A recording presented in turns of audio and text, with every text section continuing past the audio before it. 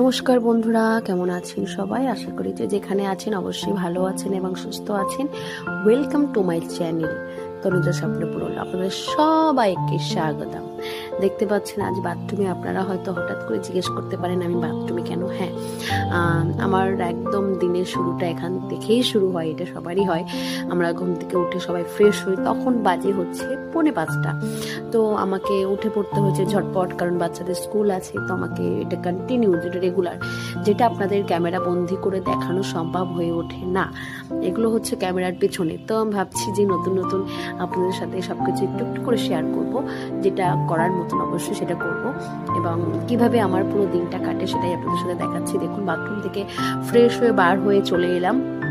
আমি কাল রাত্রে জামা কাপড় প্রেস করে রাখতে ভুলে গেছি, বা বলতে পারেন টাইমও ছিল না।